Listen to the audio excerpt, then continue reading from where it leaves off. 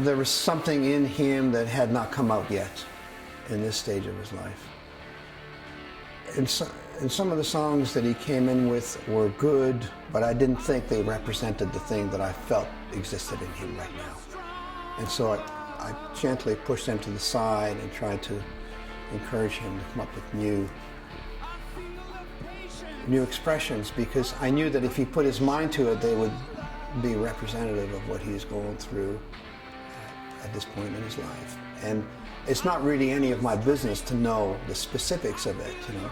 I know him some, I've been to his ranch, and I know how, and so I understand that he's a spirit man and is always on the lookout for the right song.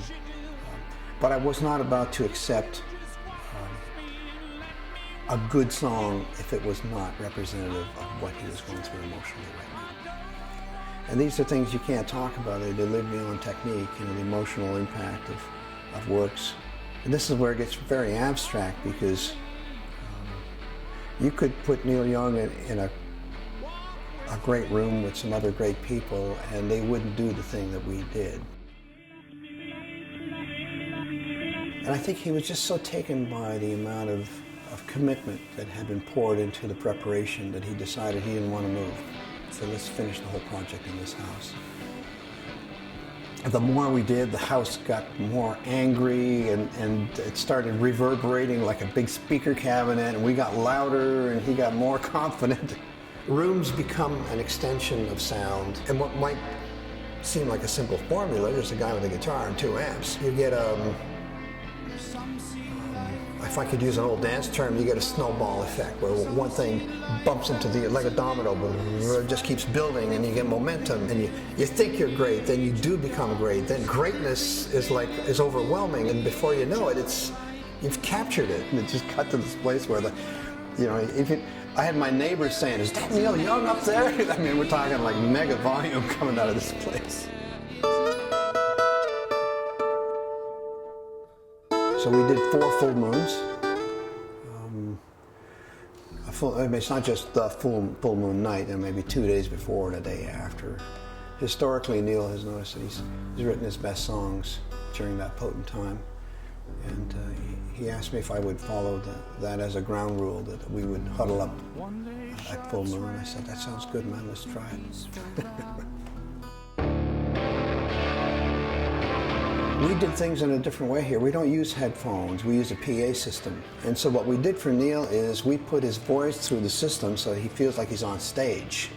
Because the worst thing you can do to a musician is squash a head with a pair of cans. And what that does is they don't enunciate words as well, they get a little quieter, everything sounds brilliant, so you get less brilliant with your delivery. But if you've got a PA, you got loud amps, and the sound is sweet, and the house is thundering, then you will deliver like you do on stage. Those grates are originally bellows for the pipe organ. This is the old pipe organ. It's not currently functioning. Now, in the lower level of the house, there's a whole pipe assembly, pumps and motors, and it's incredible. It's like a church organ. The sound pushes up through these grates, kind of like bellows. They're like big sort of trumpets, you know.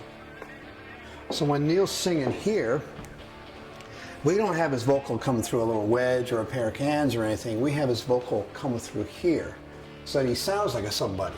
And I think that was a big part of the success of this project, that we were able to rock out the way that you do on stage. The stage really gives you a lot of bravado. So I think we got a little bit of a live performance stage thing on this record. Who'll be the one? I'm trying to find ways to enter the future with sonics. And we're at the back end of 50 years of rock and roll. There's not an awful lot left that hasn't been said. So it's easy to go back and say, "Oh, I'm wearing the 70s trouser, therefore I must be cool." I don't buy into it. I want to build new sounds for the future. This is probably the record that has the most visibility of dub sonics that I do. There's sometimes you think, what are we hearing? It's almost as if you invite the Foley department of the filmmaking process to be part of the record making process. I mean, we're trying to create pictures here with sound, so that you get the impression that, you know, you're experiencing the feeling of wind or texture or starlit night. It shouldn't be just about lyrical description of these.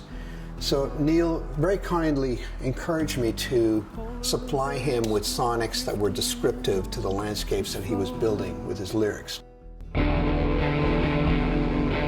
Every song has a message in it. It has power, it has significance, and I felt like I was entering the arena as I did when I was a kid. I thought, this is the man I want to be working with right now. Well, we hit on it on this record. I think we hit on it every time.